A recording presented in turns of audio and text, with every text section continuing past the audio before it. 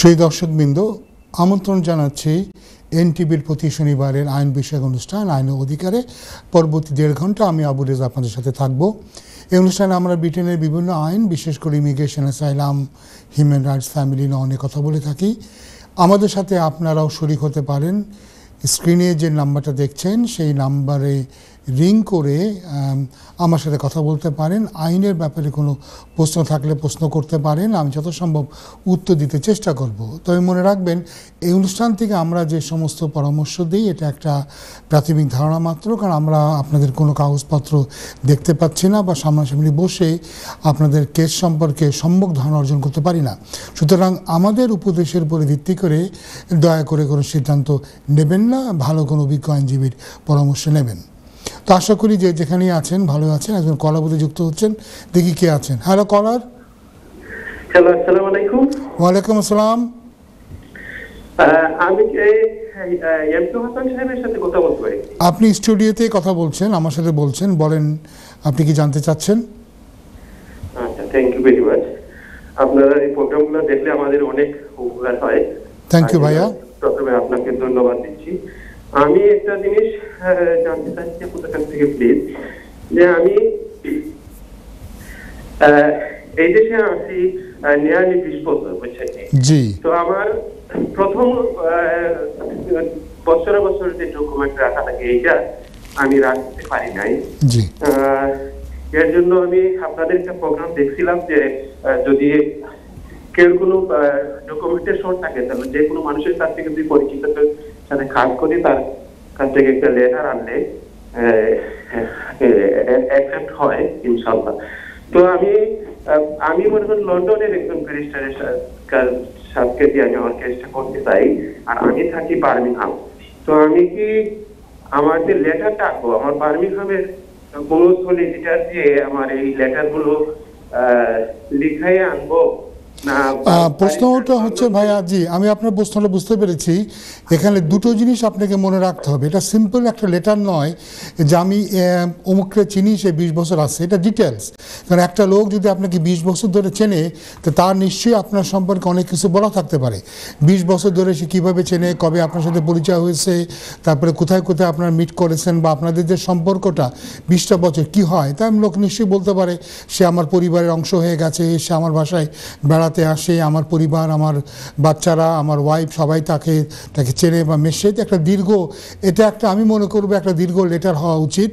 এবং এগুলো দিয়ে এবং তার ডিটেলস দিয়ে, তার পাসপোর্ট বা ড্রাইভিং লাইসেন্সের কপি এবং তার একটা অ্যাড্রেসের কপি, একটা বিলের কপি দিয়ে আপনাকে পাঠাতে হবে। তো এইটা আমরা মানে উনি নিজে লিখলেই ভালো, বা উনি কোনো সলিসিটারের সামনে বসে, সলিসিটার তো তার নিজের বানায় লিখবেন না, কিন্তু তার কাছ থেকে বিভিন্ন প্রশ্ন জিজ্ঞাসা করে তার স্টেটমেন্টটাই উনি হয়তো সুন্দর করে সাজিয়ে লিখে দেবে। তো মনে রাখবেন যে এই ধরনের ক্ষেত্রে অনেক সময় হোম অফিস কিন্তু কেসটা রিফিউজ করে, কিন্তু আপনি অ্যাপিলে গেলে আপনার জেতার সম্ভাবনা অনেক বেশি। আমি এরকম বহুত কেস আমরা ডিল করেছি যেখানে ইনিশিয়ালি হোম অফিস রিফিউজ করলেও কিন্তু ওই সাক্ষীদের উপরে ভিত্তি করে তারা কিন্তু পরবর্তীকালে কোর্টে এগুলো অ্যালাউ হয়ে গেছে।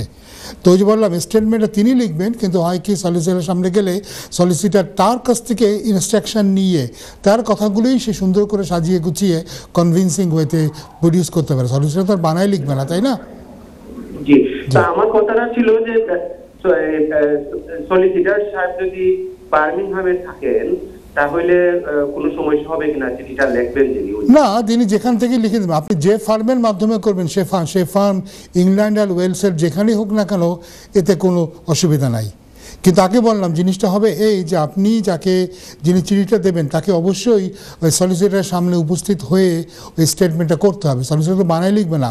সলিসিটার তাকে বিভিন্ন প্রশ্ন করবে যে কতদিন ধরে আপনি চেনেন, কীভাবে আপনার পরিচয় হয়েছে, তার সাথে আপনি কবে কোথাও গিয়েছেন কি না, তিনি আপনার বাড়িতে যান কি না, আপনি কি তার ইমিগ্রেশন হিস্ট্রি সম্পর্কে ওয়াকিবহাল কি না, এসব কিছু জেনে তার ইনস্ট্রাকশনের ভিত্তিতে সলিসিটার সাহেব তার স্টেটমেন্টে ড্রাফট করবেন।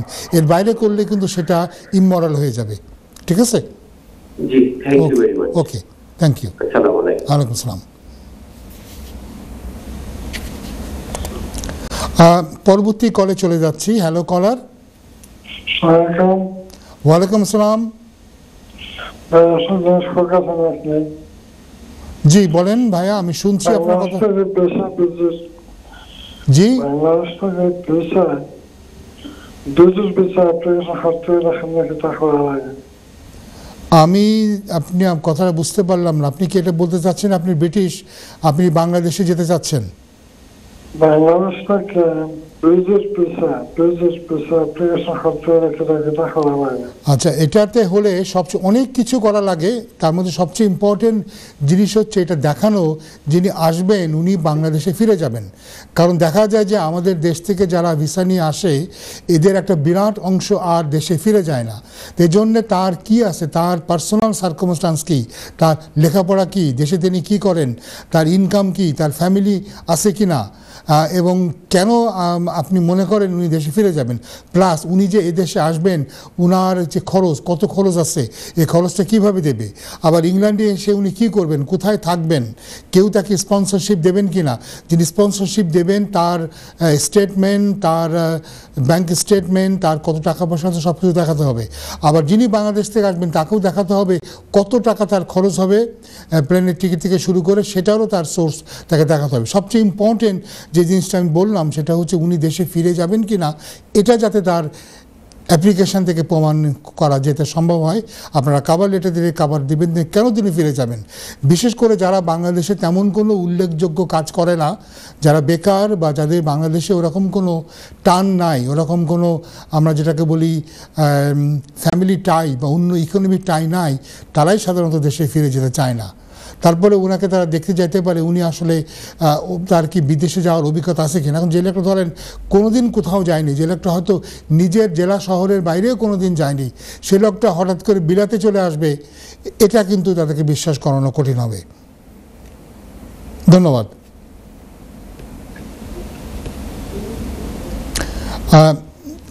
হ্যালো হ্যালো কলার কে আছেন এখন?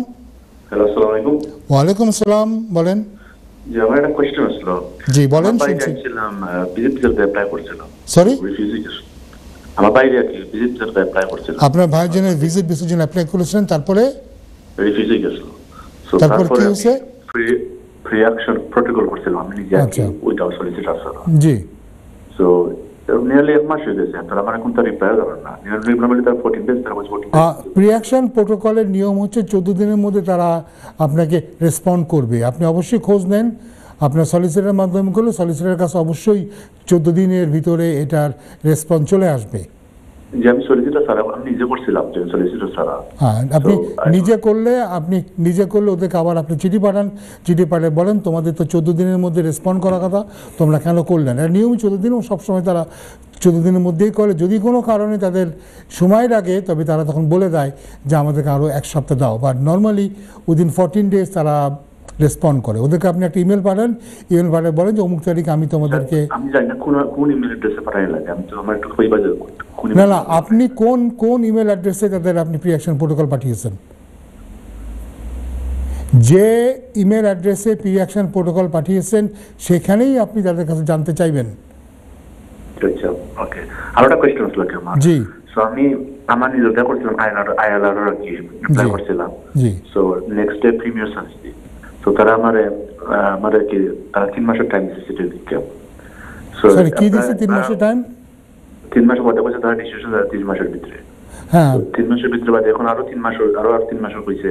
3 মাস বাদে বলছে ডিসিশন। তো আপনি ওদেরকে দেন, আপনি চিঠি দেন, চিঠি দেবেন। তারা কখন বলেছিল আপনাকে 3 মাসের মধ্যে দেবে, ডিসিশন দেবে? অগস্টের 9 তারিখ। না, কেন বলেছিল, কেন তারা আপনাকে 3 মাসের জন্য করেছিল বলছিল? আমাকে এক্সপ্লে কমপ্লেক্স। না না না, আপনি যখন পাঠালেন, আপনি পাঠায় কি এটা প্রিমিয়াম সার্ভিসে গিয়েছিলেন? জি জি, আমি গেছি। আর প্রিমিয়াম সার্ভিসে তারা আপনাকে দেয়নি ভিসা। তার মানে তারা মনে করছে আপনার ভিসা অ্যাপ্লিকেশনের ভিতরে অনেক কমপ্লিকেশন আছে, সেহেতু তারা আপনাকে প্রিমিয়াম সার্ভিসটা ডিনাই করেছে। তা আপনি ওদেরকে চিঠি, আমি লাইফে দিয়ে করতেছিলাম না, আর প্লাস আমার ডিসেবিলিটি প্রবলেম। আপনি ওদেরকে চিঠি দেন, চিঠি দিয়ে বলেন তুমি আমাকে বলেছিলে যে তুমি আমাকে প্রিমিয়াম সার্ভিসটা ডিনাই করেছো, কিন্তু বলেছো যে তুমি 3 মাসের মধ্যে আমাকে ডিসিশনটা দিয়ে দেবে। 3 মাস তো হয়ে গেছে, এখন আমাকে জানাও, আপডেট জানাও। তারা 12টা সিটি দিচ্ছে আমারে, আরো 3 মাস হল। হ্যাঁ, তাহলে আপনি 6 মাস ওয়েট করেন। 6 মাস পরও যদি না দেয় তবে আপনি প্রিঅ্যাকশন প্রোটোকল সাবমিট করেন। এক্সট্রা নিচ্ছে, আমার 3000 পাউন্ড এক্সট্রা নিচ্ছে। আমি কিন্তু কিন্তু কোনো গ্যারান্টিড নয় যে আপনাকে প্রিমিয়াম সার্ভিসে দিলে তারা প্রিমিয়াম সার্ভিসে ডিসিশন দেবে, স্পেশালি আপনার কেসের মধ্যে যদি কমপ্লিকেশন থাকে এবং সেটা আপনার সলিসিটর আপনাকে বলতে পারবে আপনার কেসটা স্ট্রেট ফরওয়ার্ড কি না। স্ট্রেট ফরওয়ার্ড না হলে আমার মনে হয় না আপনার পয়সা খরচ করে 1000 পাউন্ড দিয়ে কী বলে প্রিমিয়াম সার্ভিস যাওয়া উচিত। তো যাই হোক, আপনি 6 মাস পর্যন্ত অপেক্ষা করেন, তারপরে তাদেরকে লেখেন, তারপরে যদি তারা আপনাকে কোনো আপডেট না দেয় তাহলে আবার আপনি প্রি অ্যাকশন প্রোটোকল দিয়ে তাদেরকে বলেন যে তুমি তো 3 মাসের মধ্যে বলেছিলে, 6 মাস হয়ে গেছে, তুমি কেন দিচ্ছ না, আমাকে জানাও, আপডেট করো, তখন তারা আপনাকে আপডেট দেবে। Okay, thank you. Thank you. Hello,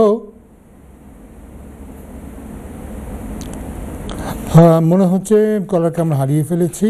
আমরা কিছু আপডেট নিয়ে কথা বলি। গত সপ্তাহে কিন্তু আমরা বেশ কিছু উল্লেখযোগ্য আপডেট আমরা দিয়েছিলাম। আমার মনে হয় যারা গত সপ্তাহের অনুষ্ঠানটা মিস করেছেন তাদের জন্য আবার একটু বলে দেওয়া ভালো।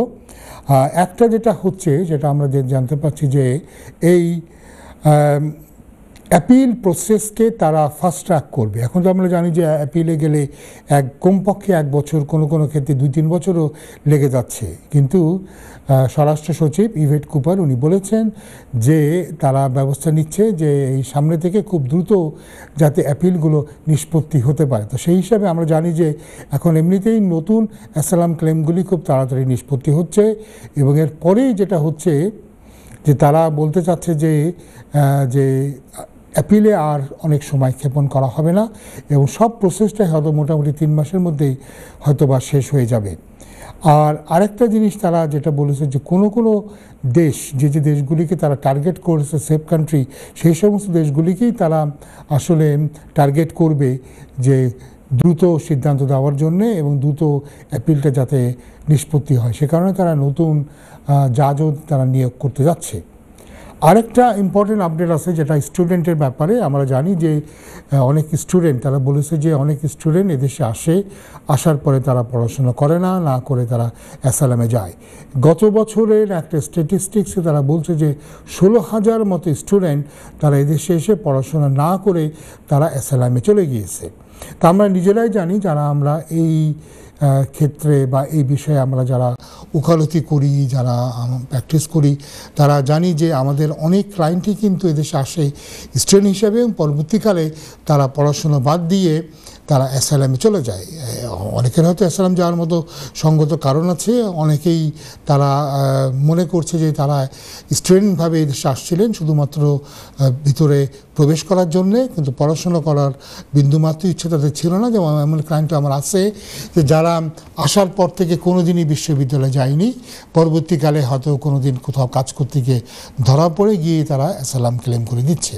তো তারা এখন যেটা করছে হোম অফিস, তারা বিশ্ববিদ্যালয়গুলিকে, কলেজগুলির উপরে তারা স্যাংশন দেবে, এবং সেখানে তারা বলতে চাচ্ছে যে স্টুডেন্ট যদি জেনুইন না হয় সেক্ষেত্রে কিন্তু এটার পেনাল্টি, এটার স্যাংশন কিন্তু বিশ্ববিদ্যালয় বা শিক্ষা প্রতিষ্ঠানগুলো পাবে। যেমন তারা বলছে যে কোনো প্রতিষ্ঠান থেকে যদি স্পন্সরশিপ লাইসেন্স দেওয়া হয়, স্পন্সরশিপ দেওয়ার পরে যদি সেখানকার জন্য ভিসাটাকে রিফিউজ করা হয়, অর্থাৎ যদি মাত্র 5% ভিসা রিফিউজ হয়, অর্থাৎ দেখা গেল একটা প্রতিষ্ঠান থেকে 100 জন ছাত্রের জন্য কাস্ট লেটার ইস্যু করা হলো, স্পন্সরশিপ দেওয়া হলো, 100 জনের মধ্যে 95 জন ভিসা পেল কিন্তু 5 জনকে ভিসা দিল না, তাহলে 5 জনকে ভিসা না দেওয়ার কারণে তারা কিন্তু বিশ্ববিদ্যালয় কর্তৃপক্ষের বিরুদ্ধে, বিশ্ববিদ্যালয়ের বিরুদ্ধে তারা ব্যবস্থা নেবে। তারা বলবে যে কেন তোমরা ঠিক মতো তোমরা চেক করোনি যে এই 5% যারা হলো না তারা জেনুইন স্টুডেন্ট নয়। আবার যারা স্টুডেন্ট হিসেবে ভিসা নিয়ে দেশে আসবে তাদের 95% কিন্তু এনরোলমেন্ট নিতে হবে। হ্যালো, আমাদের একটা ব্রেকের সময় হয়ে গেছে। ব্রেক থেকে ফিরে এসে আবার আমরা আপডেট নিয়ে কথা বলবো। ততক্ষণ থাকুন আমাদের সাথে, ফিরে এসে আরও অনেক আলাপ হবে, আপনাদের কলও নিব। দর্শকবৃন্দ, বিজ্ঞাপন বিরতির পর আবার ফিরে এলাম। এতক্ষণ আমার সাথে থাকার জন্য ধন্যবাদ। বিরতির আগে আমরা বেশ কয়েকটা কল নিয়েছিলাম, কতগুলো গুরুত্বপূর্ণ বিষয় নিয়ে আমরা কথা বলেছি, আবার একটু আপডেট দেওয়ার চেষ্টা করেছিলাম। আপডেট দিতে দিতে আমাদের ব্রেকের সময় হয়েছিল। তো যে আপডেটটা দিচ্ছিলাম এটা গত সপ্তাহেও দিয়েছি, কিন্তু আবার একটু বলে রাখা ভালো। সেটা হচ্ছে যে স্টুডেন্টের ব্যাপারে বিশ্ববিদ্যালয় বা শিক্ষা প্রতিষ্ঠানগুলি যাদের স্পন্সরশিপ লাইসেন্স আছে, যারা বিদেশি স্টুডেন্টদেরকে স্পন্সর করে, তাদের বিরুদ্ধে স্যাংশনের একটা ব্যবস্থা না হচ্ছে। আমরা বলেছিলাম যে একজন কলার যুক্ত হচ্ছেন, কে আছেন? Hello caller. Hello caller. Hello, আসসালামু আলাইকুম। ওয়ালাইকুম আসসালাম। আচ্ছা, আমি জানতে চাইছিলাম, আমি বাংলাদেশে যাব, বাংলাদেশে গিয়া কতদিন থাকতে পারবো? আমি তো পেনশনার, জি। কতদিন থাকতে পারবো? আর 8 জনে 10 সপ্তাহ আমি থাকতে পারবো কি না? আপনি পারবেন। আপনি যদি শুধুমাত্র পেনশনের ব্যাপার হয় তাহলে আপনি পারবেন, কারণ পেনশনটা এমন একটা ব্যাপার যেটা আপনি বাইরে থাকলেও আপনি এটা ক্লেম করতে পারেন। তো যেটাতে আপনার প্রবলেম হবে সেটা হচ্ছে আপনি যদি অন্য কোনো বেনিফিট পান, সেই বেনিফিটের ব্যাপারে আপনাকে ইনফর্ম করতে হবে, এবং বেনিফিটের ব্যাপারে ইনফর্ম করতে হবে। এবং বেনিফিটটা আপনি যে সময়টা বেশি থাকবেন সেই সময়টাতে যদি আপনি 3 মাসের বেশি থাকেন তবে এটা কিন্তু আপনার তারা বন্ধ করে দেবে। কিন্তু বেনিফিট ছাড়া নর্মাল যে পেনশন আপনি 65 বা 67 এই যে বয়সের জন্য পান, সেই পেনশনটা আপনি আমার তো 66 বয়স হয়েছে। জি, আপনি যদি স্টেট পেনশন থাকেন, স্টেট পেনশন এটাকে এফেক্ট করবে না। যদি কোনো বেনিফিটে থাকেন, ইউনিভার্সাল ক্রেডিট, পিআইপি বা যে কোনো বেনিফিট থাকলে বেনিফিটটা এফেক্টেড হবে যদি আপনি 3 মাসের বেশি বাইরে থাকেন। আচ্ছা, আমি তো স্টেট পেনশন পাইতেছি। জি। তবে এর সাথে আমার মনে হয় তো দেয়, এই কি বলে ওটা,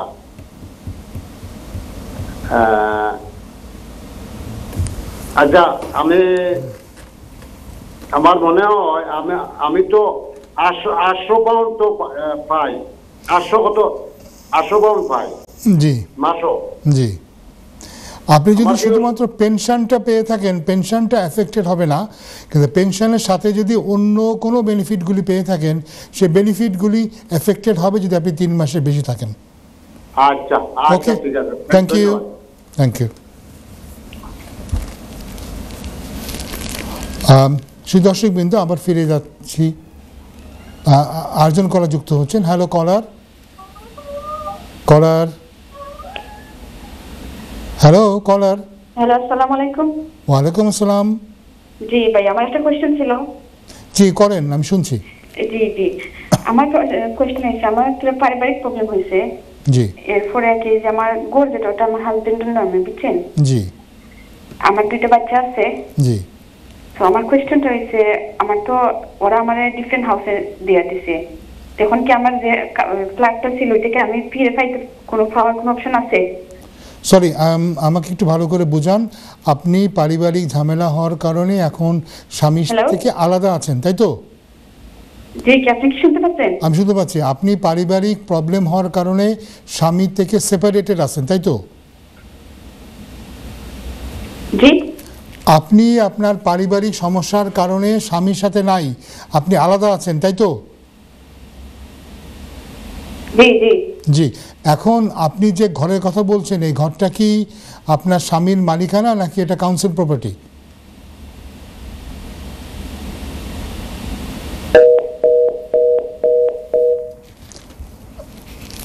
যাক, কলারকে বোধহয় আমরা হারিয়ে ফেলেছি। যাই হোক, দেখি আর কি কোনো কল আছে। Hello caller. হ্যালো। মনে হয় কোনো কলার লাইনে নাই। আমরা আলোচনায় ফিরে যাচ্ছি।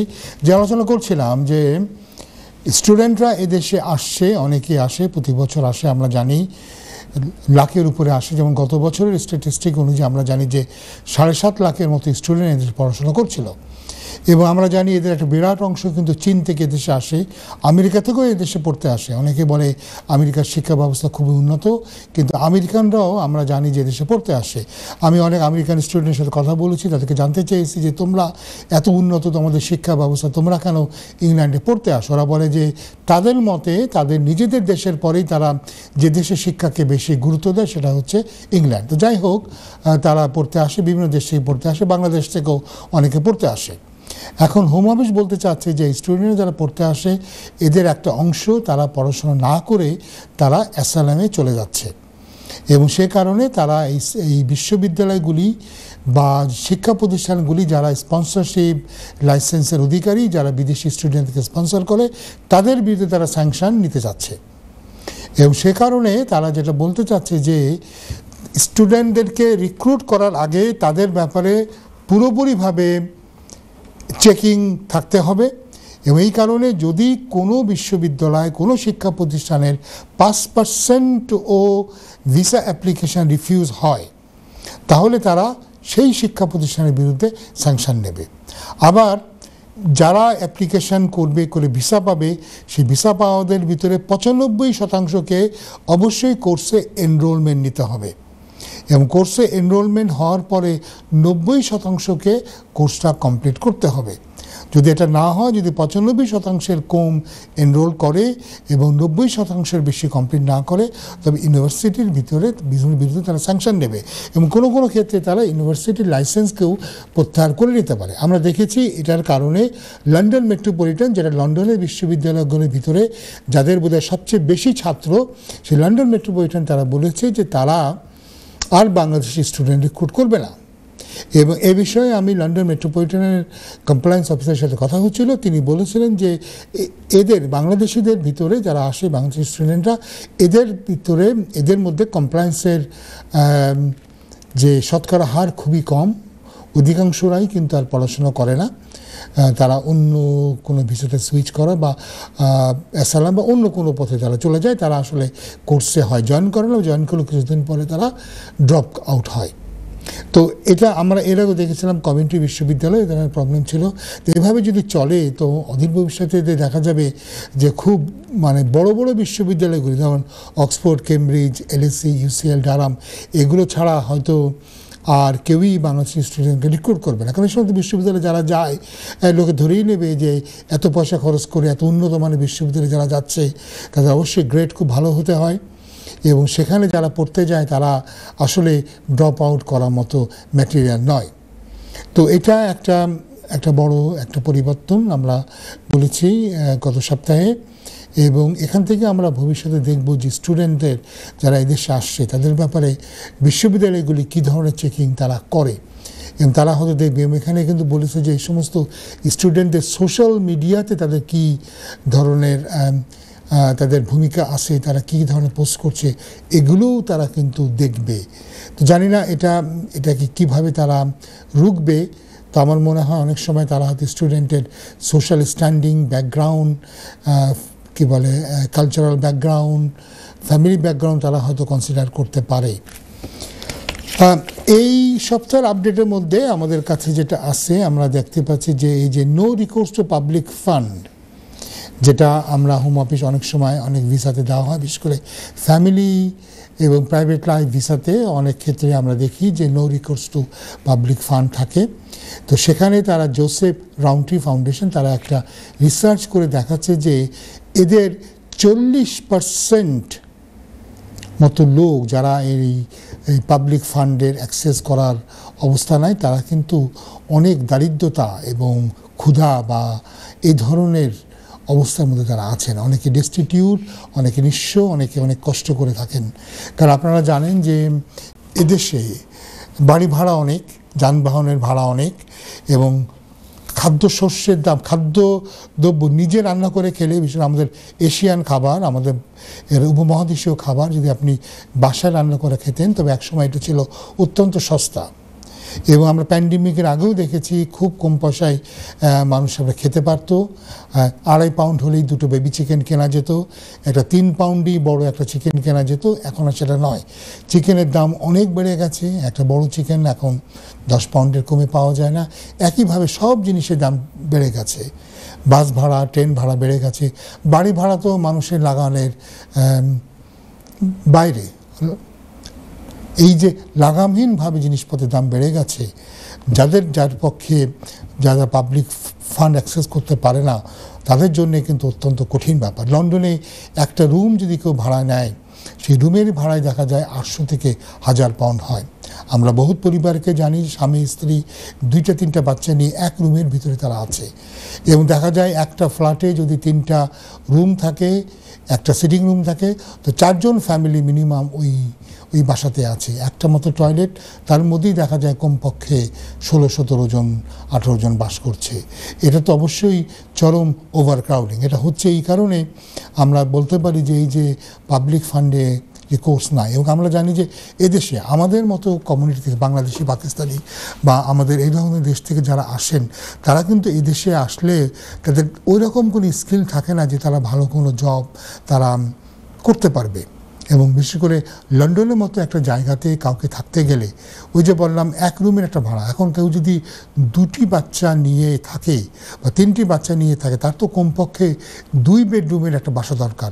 2 বেডরুমের একটা বাসা আমরা দেখেছি লন্ডনে কমপক্ষে 2000 পাউন্ড ভাড়া।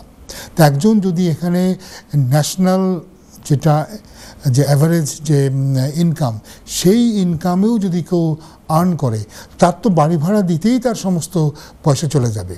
স্বামী স্ত্রী দুজনেই কাজ করলে বাচ্চাদেরকে কে দেখবে, তাদেরকে স্কুলে কে নিয়ে যাবে, স্কুল থেকে কে নিয়ে আসবে। তো এই সমস্ত ফ্যামিলিগুলি সঙ্গত কারণেই তারা যথেষ্ট সাফার করছে। এবং ওই যে বললাম যে যেহেতু আমাদের কমিউনিটির অনেকেই ওই ধরনের স্কিল নাই যেখানে গিয়ে তারা মাসে 4-5 হাজার পাউন্ড বেতনে চাকরি করতে পারবে। 4-5 হাজার বেতনে চাকরি তো অনেক নতুন ডাক্তার, আইনজীবীরাও কিন্তু করে না। তো ফলে এই পাবলিক ফান্ডের রিকোর্স না হওয়ার কারণেই এই যে জোসেফ রাউন্ডট্রি ফাউন্ডেশন তারা তাদের যে রিপোর্টে বলছে, আমি মনে করি এটার অনেক সত্যতা আছে। এবং অনেক ফ্যামিলি এবং আমাদের কমিউনিটি থেকে অনেকেই কিন্তু খুব সাফার করছে। বিশেষ করে একটা ফ্ল্যাটে যে 4টে ফ্যামিলি থাকে, 15-16-17 জন লোক থাকে বাচ্চা সহ, এটা তো আমরা জানি, এরকম ঘটনা তো নিত্য নৈমিত্তিক ব্যাপার। তো এই ব্যাপারে সরকারের দৃষ্টি আকর্ষণ করা হয়েছে, এবং আমি মনে করি সরকারের অনেক সহানুভূতি এখানে দেখানো উচিত। এবং যারা আছেন এই সমস্ত ভুক্তভোগীদের, এদের কি স্কিল, যাদের ঠিকমতো স্কিল নাই, স্কিল অ্যাকোয়ার করার জন্য যদি কোনো ট্রেনিং বা কোর্স করানো সম্ভব হয়, সেটাও কিন্তু করানো উচিত, যাতে তারা ভালো জবে গিয়ে, প্রফেশনাল জবে গিয়ে তারা যথাযথ পয়সা উপার্জন করতে পারে।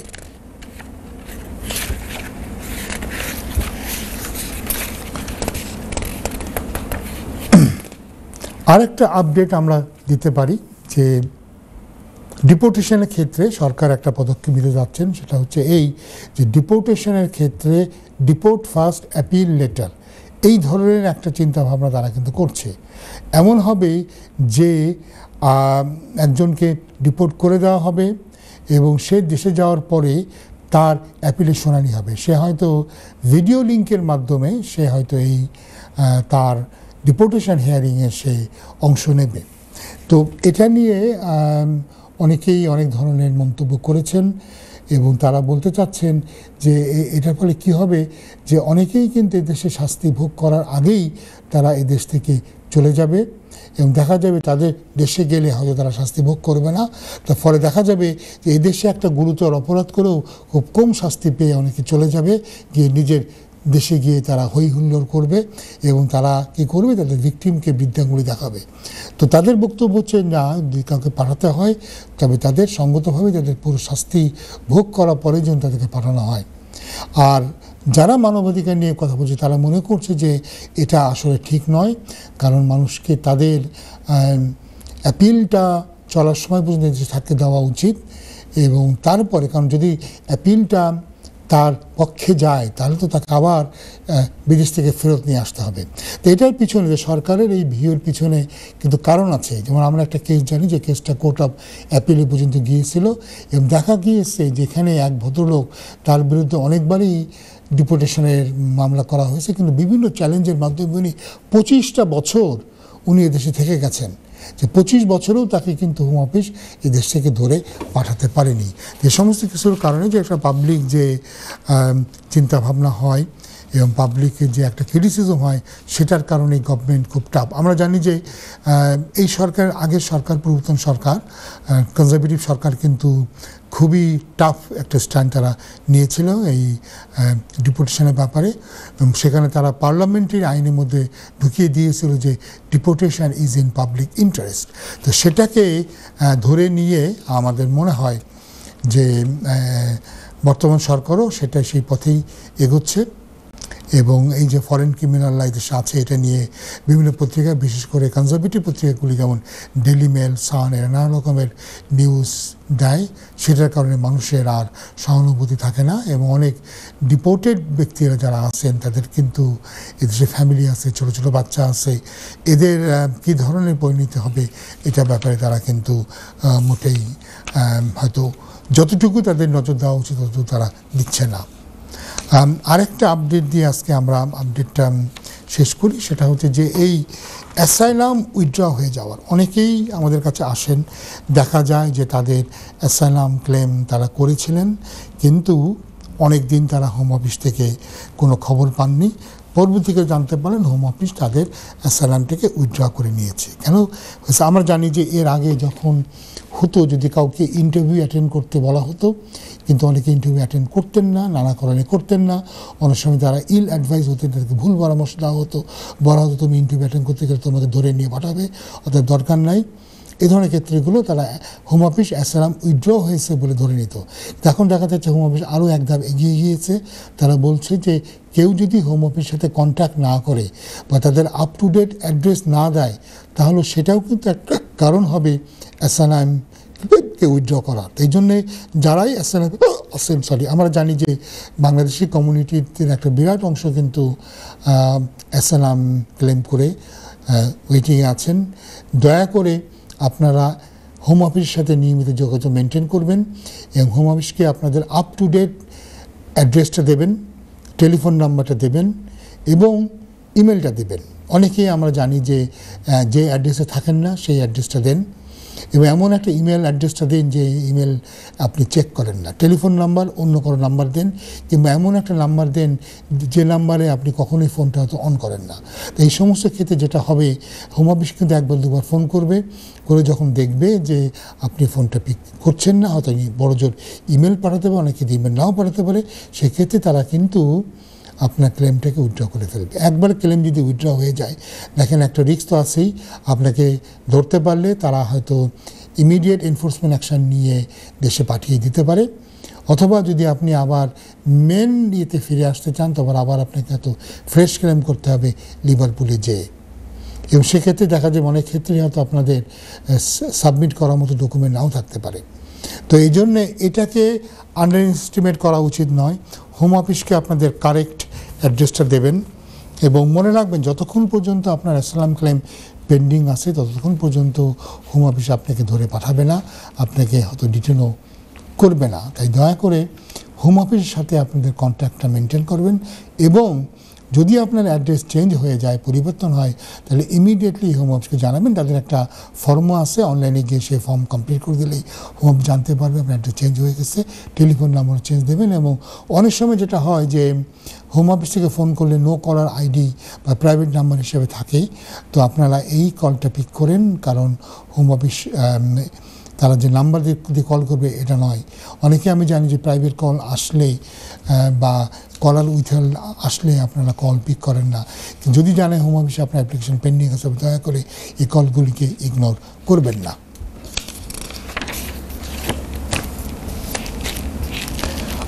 এটাই আজকে আমাদের যে সমস্ত আপডেট আমরা দিতে চেয়েছিলাম, এগুলি হচ্ছে আমাদের আপডেট। সেই দর্শকবৃন্দ, বিজ্ঞাপন বিরতির পর, আজান এবং বিজ্ঞাপন বিরতির পর ফিরে এলাম আমাদের অনুষ্ঠানের শেষ সেগমেন্টে। এতক্ষণ আমার সাথে থাকার জন্যে ধন্যবাদ। দেখি আমাদের এই সেগমেন্টে কোনো কল আছে কিনা, না থাকলে আমরা আজকে একটু অ্যাসাইলাম বা প্রোটেকশন ক্লেম নিয়ে আমরা একটু কথা বলবো।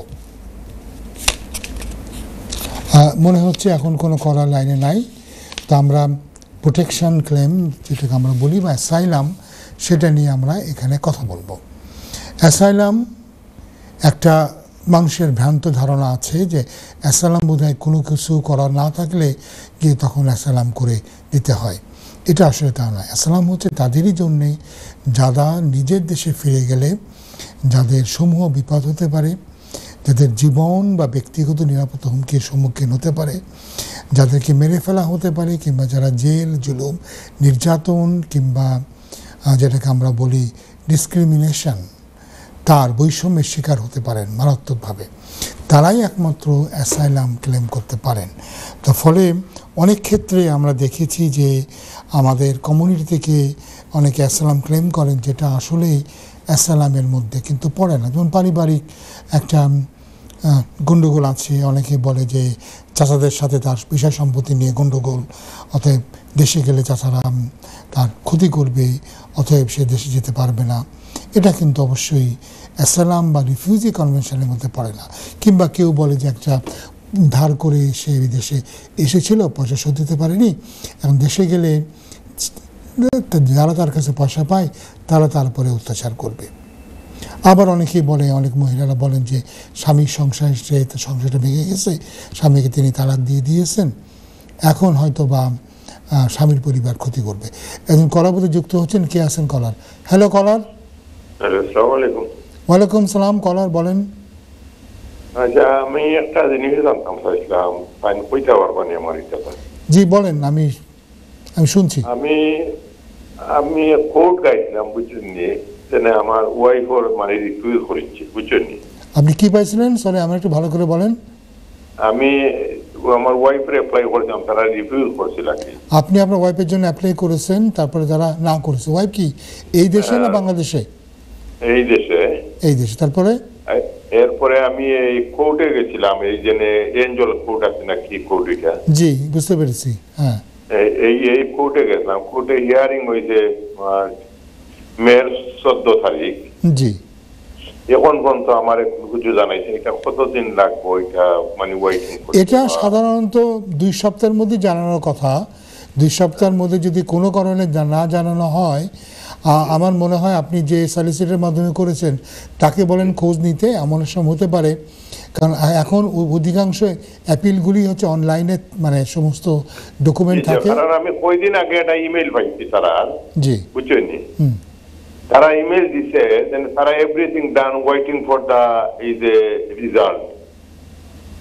এমন হতে পারে অনেক সময় জাজ সাহেবরা নানা কারণে তারা হয়তো ব্যস্ত থাকে বা তাদের শারীরিক অসুস্থতা থাকে, সেটার জন্য জাজ সাহেবরা তো আরো একটা জিনিস জিজ্ঞাসা করি। আমার 2টা বাচ্চা বাংলাদেশে আছে, মানে ব্রিটিশ পাসপোর্ট।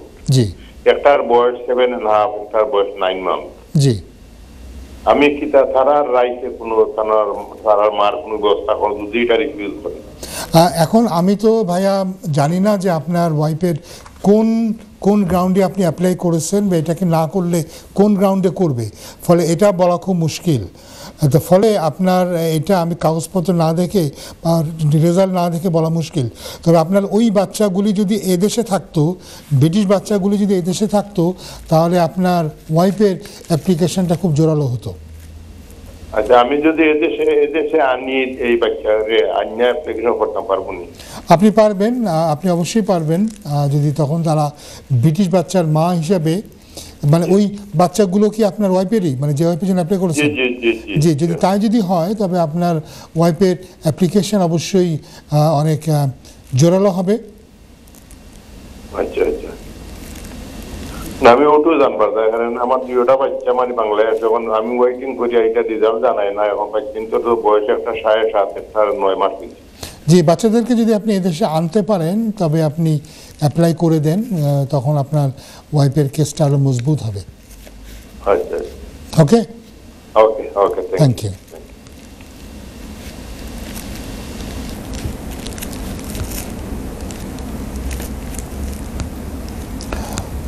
আমরা আবার আপডেটে ফিরে যাচ্ছি। যে আলোচনা করছিলাম, অ্যাসাইলাম ছিল আমাদের আলোচনার মূল বিষয়। আজকে আমরা বলছিলাম যে অ্যাসাইলাম সবার জন্য নয়, এবং অনেকে যেটা মনে করেন, বিভিন্ন সময় আমরা যে ধরনের কারণ দেখি যে পারিবারিক একটা বিচ্ছেদ হয়েছে, জটিলতা হয়েছে, সেখানে আমরা দেখাই যে আমার দেশে গেলে সমস্যা হবে।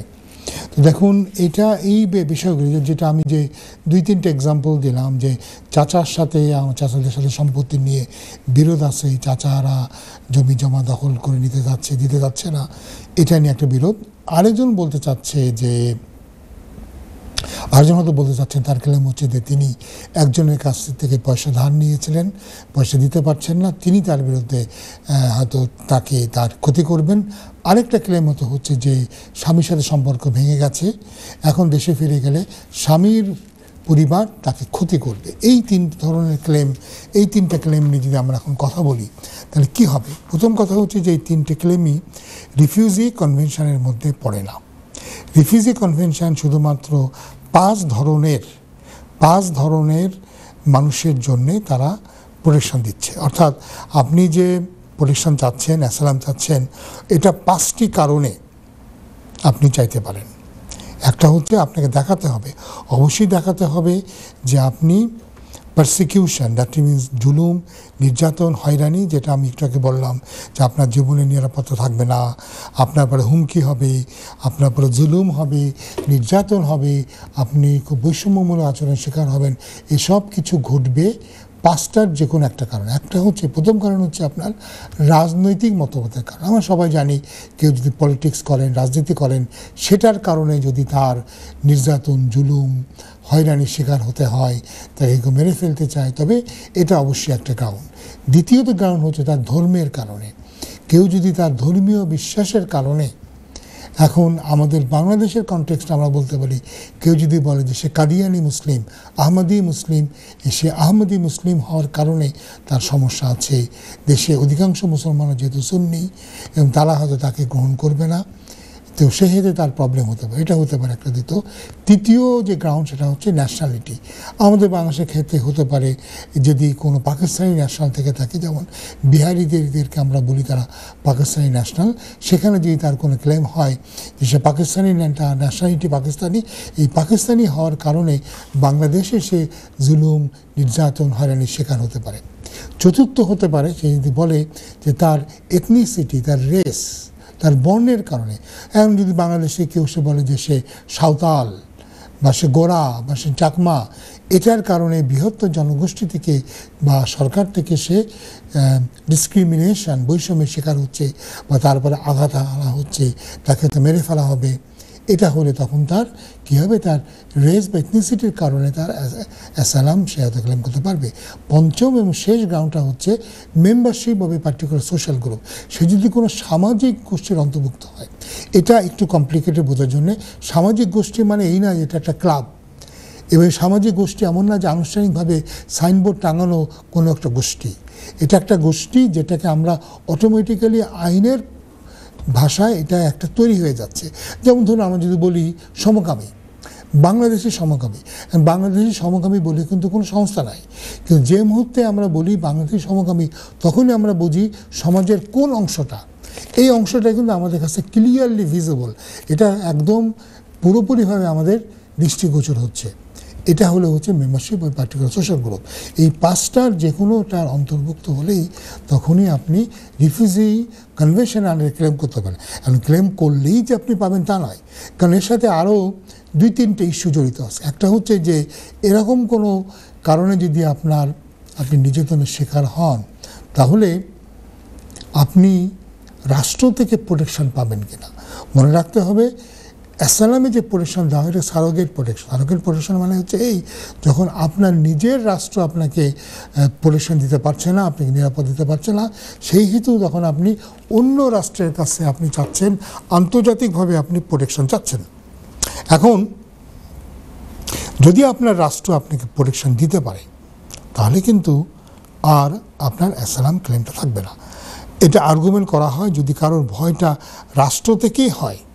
যেমন ধরুন আপনি যদি বলেন আমি রাজনৈতিক কারণে, যেমন এখন কেউ বলতে পারে যে সে আগের সরকার, আওয়ামী লীগ সরকারের সাথে সে খুবই ঘনিষ্ঠভাবে জড়িত ছিল এবং এই কারণে বর্তমান সরকার তাকে জেল দেবে বা তাকে নির্যাতন করবে, তখন হয়তো সে বলতে পারে যে এই সরকার তাকে কেন প্রোটেক্ট করবে, এই সরকারই তো তাকে জুলুম নির্যাতন করছে।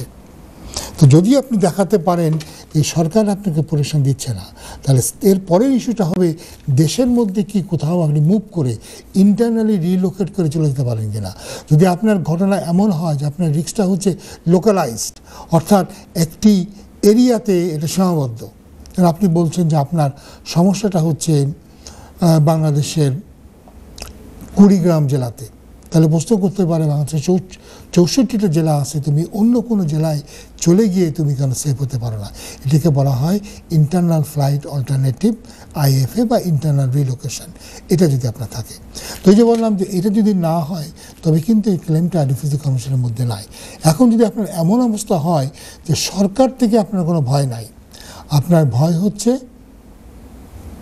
পাবলিক থেকে কিংবা পাবলিকের একটা অংশ, যে আমি একটাকে বলেছিলাম আপনার ধর্মীয় বিশ্বাসের কারণে, যেমন আপনি হয়তো আহমেদি মুসলিম, তো সরকার, বাংলাদেশি সরকার কিন্তু আহমেদি মুসলিমদেরকে কোনো রকম তারা অফিসিয়ালি কোনো পারসিকিউশন হচ্ছে না, কিন্তু আমরা জানি সাধারণ জনগোষ্ঠীর অনেকেই হয়তো আহমেদি মুসলমানদেরকে পছন্দ করে না, তাদেরকে মুসলমান বলে হয়তো গণ্যও করে না।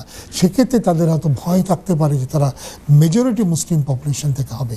সেক্ষেত্রে তারা আর্গুমেন্ট করতে পারে যে এই যে মেজরিটি সংখ্যাগরিষ্ঠ মুসলিম সমাজ থেকে আমার পরে যে আঘাত আসবে, সেই আঘাত প্রতিরোধ করার ক্ষমতা বাংলাদেশ সরকারের নাই, বা তার ক্ষমতা থাকলেও তাদের ইচ্ছা নাই।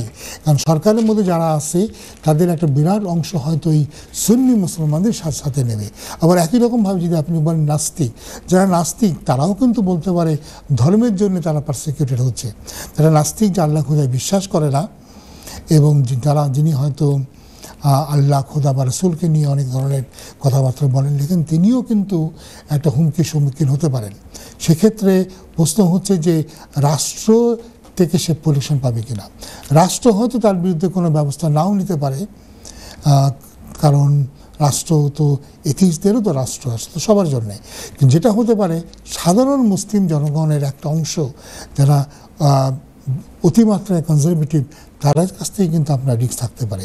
এক্ষেত্রে ওই ইস্যুটা দাঁড়াবে যে এই রিস্ক যদি স্টেটের বাইরে থেকে আসে, নন স্টেট এজেন্ট থেকে আসে, তাহলে সরকার আপনাকে বাঁচাবে কিনা। আমরা জানি যে বাংলাদেশের যে ধরনের অবস্থা, সেই অবস্থাতে আমরা দেখেছি যে অনেক সময় মহানবী সম্পর্কে একটু কটু বাক্য লিখলে বাংলাদেশের বিভিন্ন জায়গাতে অনেক ধরনের আমরা দেখেছি আঘাত হানা হয়, অনেক বাড়িঘর জ্বালিয়ে দেওয়া হয়, এবং সেক্ষেত্রে দেখা যায় যে সরকার তেমন কোনো ভূমিকা পালন করতে পারে না, প্রশাসন অনেক দুর্বল অবস্থানে থাকে। এখানে তখন আপনি আর্গুমেন্ট করতে পারেন যে সরকার হয়তো কেপেবল, তারা হয়তো এবল, কিন্তু তারা আনউইলিং, তারা হয়তো ইচ্ছুক নয়। একই রকমভাবে কিন্তু চলে বাংলাদেশ থেকে যারা সমকামী আছেন, সমকামীদের জন্য একই আর্গুমেন্ট করা হয় যে সরকার সমকামীদের বিরুদ্ধে কোনো রাষ্ট্রীয়ভাবে কোনো ব্যবস্থা নেয় না, কিন্তু সমকামীরা সর্বস্তরে তারা কিন্তু নানা ধরনের প্রতিবন্ধকতার শিকার হচ্ছেন, তাদের উপরে জুলুম করা হচ্ছে, তারা বৈষম্যের শিকার হচ্ছেন, এবং সরকার এই ব্যাপারে কোনো রকমের কোনো স্টেপ তারা নিচ্ছেন না। এখন এই যে আমি তিনটে ক্লেমের কথা বললাম, যে চাচার সাথে আপনার বিরোধ আছে সম্পত্তি নিয়ে, চাচা আপনার বাবা মারা গেছে, আপনার বাবার সম্পত্তি দখল করতে চাচ্ছে। তো দেখেন, এটা কিন্তু আমি যে 5টা গ্রাউন্ড বললাম, আপনার রাজনৈতিক মতবাদ, ধর্মীয় বিশ্বাস, আপনার জাতীয়তা, আপনার বর্ণ বা আপনার সামাজিক গোষ্ঠীর অন্তর্ভুক্তি, এর কোনোটার মধ্যেই কিন্তু এটা পড়ছে না। আবার একইভাবে আপনি একজনের কাছে দেনা আছেন, পাওনাদারের কাছে আপনার দেনা, এটাও কিন্তু আপনার এই 5টা ক্লেমের 5টা গ্রাউন্ডের কোনোটার মধ্যে আসছে না। আবার আপনার স্বামীর পরিবারের সাথে আপনার সমস্যা হয়েছে, স্বামীর পরিবার আপনাকে হয়তো হুমকি দিয়েছে, এটাও কিন্তু 5টা গ্রাউন্ডের কোনোটার মধ্যে আপনার পড়ছে না। তাহলে আপনার কি প্রতিকার হতে পারে? এটার প্রতিকার হচ্ছে এই যে আপনি যদিও অ্যাসাইলামের মধ্যে পড়লেন না, তো আপনি সেখানে কি করতে পারেন, আপনি হিউম্যান রাইটসে আপনি প্রোটেকশন চাইতে পারেন। সেক্ষেত্রে আপনাকে আর্টিকেল 3-তে আপনাকে রিলাই করতে হবে, এবং আর্টিকেল 3-র উপরে আপনি ক্লেম করবেন প্রোটেকশন। কিন্তু প্রশ্ন হচ্ছে তখন আবার আসবে আর্টিকেল 3-র জন্য যদি আপনি ক্লেম করেন, তাহলে আপনি কি রাষ্ট্র থেকে কোনো প্রোটেকশন পাবেন কিনা, রাষ্ট্র আপনাকে প্রোটেকশন দেবে কিনা। রাষ্ট্র যদি আপনাকে প্রোটেকশন দেয় তাহলে তো অবশ্যই আপনার এই হিউম্যান রাইটস ক্লেমটা থাকছে না। আর রাষ্ট্র যদি আপনাকে প্রোটেকশন না দেয় তাহলে আপনি হয়তো প্রোটেকশন চাইতে পারেন।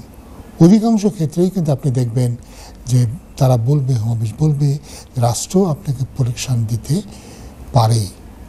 এরপরে আপনাকে দেখতে হবে এই ক্ষেত্রেও আবার ওই ইন্টারনাল রিলোকেশনের ইস্যুটা দাঁড়াবে যে আপনি কি দেশের ভিতরে কোথাও মুভ করে আপনি কি সেফ থাকতে পারবেন কি না, এ ব্যাপারে তারা কিন্তু জানতে চাইবে।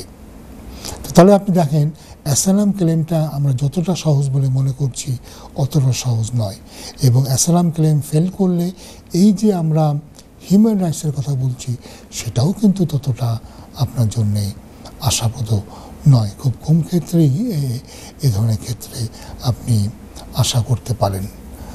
তো যাই হোক, আমরা অ্যাসাইলাম নিয়ে মোটামুটি কথা বললাম, এবং এটা ছাড়াও আমরা দেখেছি যে মেডিকেল গ্রাউন্ডে মানুষ প্রোটেকশন পেতে পারে, এবং সেটার জন্য একটা হাই থ্রেশহোল্ডের ব্যাপার আছে। আর্টিকেল 3, আর্টিকেল 8 দুটোতেই মেডিকেল গ্রাউন্ডগুলি কিন্তু অ্যাডভান্স করা যায়। স্পেশালি আমরা দেখি আর্টিকেল 3-র ক্ষেত্রে থ্রেশহোল্ড একটু হাই। আপনাকে দেখাতে হয় যে আপনি এমন কোনো অসুখে ভুগছেন যেটা হয়তো টার্মিনাল বা যেটাতে ইমিডিয়েটলি আপনার মরার সম্ভাবনা না থাকলেও দেশে গেলে যেটা হতে পারে যে আপনি ঠিক মতো সেবা শুশ্রূষা না পেলে, কেয়ার যেটা আছে কেয়ার এলিমেন্টটা না থাকলে এটা মৃত্যুকে হয়তো ত্বরান্বিত করবে। তো বা আপনার যে চিকিৎসায় এত ব্যয়বহুল যেটা আপনার পক্ষে হয়তো ব্যয় বহন করা সম্ভব না। তো এটা থ্রেশহোল্ডটা অনেক উঁচু, এবং খুব কম ক্ষেত্রেই আমরা দেখি অ্যাপ্লিকেশানগুলি সাকসেসফুল হয়। অনেক ক্ষেত্রে আমরা অ্যাপিলে গিয়ে আপার ট্রাইব্যুনালে গিয়ে বা কোর্ট অফ অ্যাপিলে যাওয়ার পরে এই ধরনের একটা পজিটিভ সিদ্ধান্ত আমরা পাই। আর্টিকেল 8-এর কিন্তু থ্রেশহোল্ডটা একটু লো। সেখানে আপনাকে দেখাতে হয় এই মেডিকেল প্রবলেমের কারণে আপনার ফিজিক্যাল এবং মরাল ইন্টিগ্রিটি বলতে আমরা যেটা বলি সেটা এফেক্টেড হচ্ছে। এসবগুলো ছাড়াও আরেকটা কারণে আমরা দেখি যে আপনি প্রোটেকশন পেতে পারেন, হিউম্যানিটেরিয়ান প্রোটেকশন আমরা বলি, সেটা হচ্ছে মূলত আপনার দেশের পরিস্থিতি যদি এমন হয় যে দেশে গেলে হয়তো সেখানে গৃহযুদ্ধ চলছে কিংবা সেখানে হয়তো কনফ্লিক্ট চলছে, সেখানে বলতে গেলে কোনো সরকারই নাই। আমরা যেমন এই মতো দেখতে পারি, আমরা লিবিয়ার কথা তুলে ধরতে পারি। লিবিয়াতে এখন দুটো রাইভাল সরকার দেশটি চালাচ্ছে। একটি সরকারের সেন্টার হচ্ছে ত্রিপোলিতে, আরেকটা সরকার বসে আছে বেনগাজিতে, দুটো সরকার।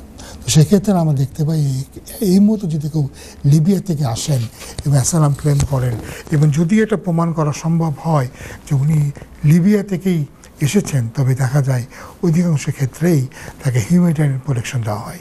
একই রকমভাবে আমরা দেখেছি হিউম্যানিটেরিয়ান প্রোটেকশন দেওয়া হয়েছে ইয়েমেনিদেরকে।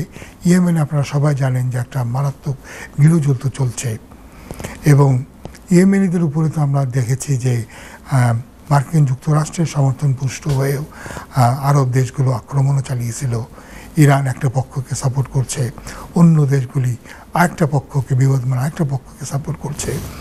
তো এরপরও আমরা দেখেছি যে ইয়েমেন থেকে আসলে কিন্তু হিউম্যানিটেরিয়ান প্রোটেকশন তারা পেয়েছে। আবার এই মুহূর্তে সুদান থেকে যদি কেউ আসে এবং কতগুলো এরিয়া থেকে যদি তারা আসে, তারা কিন্তু হিউম্যানিটেরিয়ান প্রোটেকশন পেতে পারে। আবার এমন যদি কোনো ঘটনা ঘটে যে আপনি হয়তো এমন একটা দেশ থেকে আসলেন এবং সেখানে আপনি একটা দণ্ডে দণ্ডিত হয়েছেন, এবং যে দণ্ডে আপনি মৃত্যুদণ্ডে দণ্ডিত হয়েছেন, যেহেতু এই দেশের সরকার মৃত্যুদণ্ড তারা মানে না, এবং সেই কারণে তারা হয়তো আপনাকে এই যেহেতু মৃত্যুদণ্ড আপনি আছেন, সেক্ষেত্রে তারা হয়তো আপনাকে হিউম্যানিটেরিয়ান প্রোটেকশন দেবে, বা হিউম্যান রাইটসে আর্টিকেল 3-তে আর্টিকেল 2-তে তারা হয়তো অ্যালাউ করবে। এক্ষেত্রে একটা অনেক পুরাতন ইউরোপিয়ান কোর্ট অফ হিউম্যান রাইটসের কেস আছে, সোরিং অ্যান্ড ইউকে। এটা অনেকেই আমরা প্রায় রেফার করি, সোরিং অ্যান্ড ইউকে, এবং পরবর্তীকালে চাহান অ্যান্ড ইউকে, এই কেসগুলিকে আমরা রেফার করি। সেখানে দেখবেন যে মৃত্যুদণ্ড পাওয়ার যেখানে একটা ব্যাপার আছে, বা ডেথ রো যে ফেনোমেনা আছে, যে মৃত্যু যারা দণ্ডিত হয় তারা দীর্ঘদিন ধরে তারা ফাঁসির জন্য অপেক্ষা করেন, সেখানেও কিন্তু হিউম্যান রাইটসের ব্রিচ হতে পারে, আর্টিকেল 3 ব্রিচ হতে পারে, এবং সেক্ষেত্রেও কিন্তু আপনি আর্টিকেল 3 প্রোটেকশন পেতে পারেন, হিউম্যান রাইটসে আপনি ভিসা পেতে পারেন। আবার কোনো কোনো ক্ষেত্রে আমরা দেখেছি যে আপনি যেখানে মিলিটারি সার্ভিস অ্যাভয়েড করছেন, এমন এমন জায়গাতে যেখানে সার্ভিসটাকে আপনি অ্যাভয়েড করলে যার শাস্তি হচ্ছে ইনহিউম্যান এবং ডিগ্রেডিং ট্রিটমেন্ট, সেখানেও কিন্তু আপনি আর্টিকেল 3 প্রোটেকশন পেতে পারেন। তো এই সবগুলি আইনের অত্যন্ত সূক্ষ্ম কতগুলো ব্যাপার স্যাপার, এবং এ ব্যাপারে আমার মনে হয় যে একটু ভালোভাবে আপনাদের স্টাডি করা দরকার এবং অভিজ্ঞ আইনজীবীর কাছ থেকে পরামর্শ নেওয়া দরকার। অ্যাসাইলামের ক্ষেত্রে আগে আমি বলেছি যে অ্যাসাইলাম কিন্তু সবার জন্য নয়।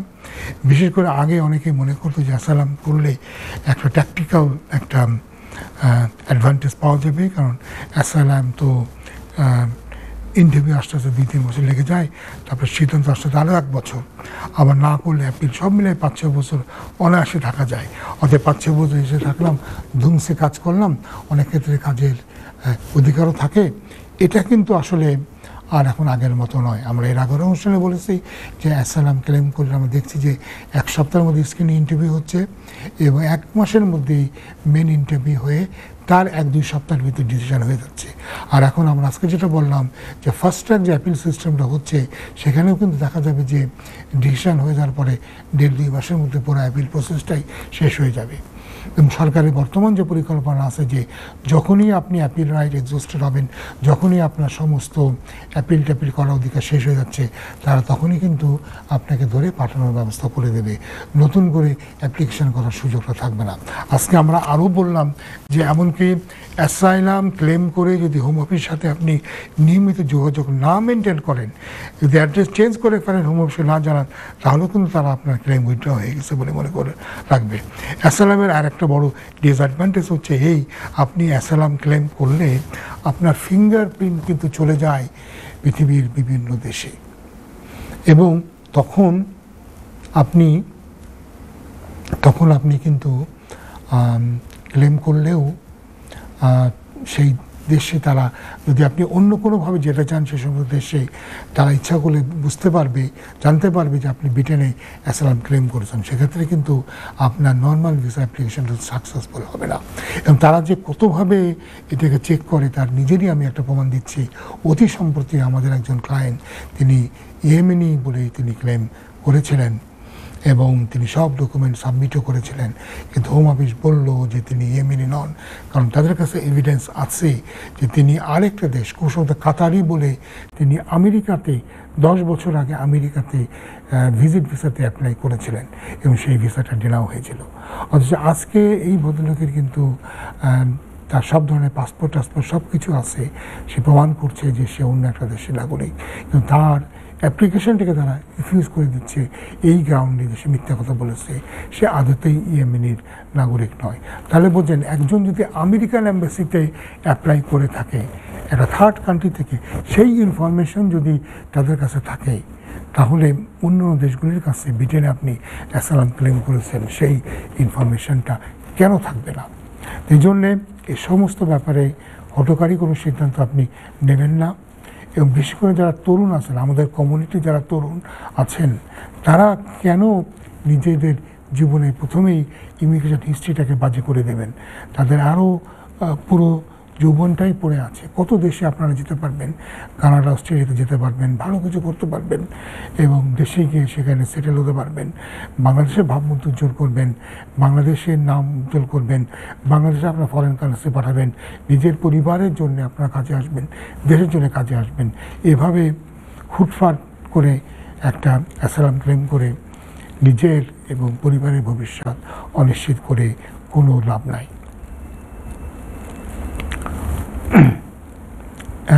একজন কলার মধ্যে যুক্ত হতে চেষ্টা করছেন, দেখি কে আছেন।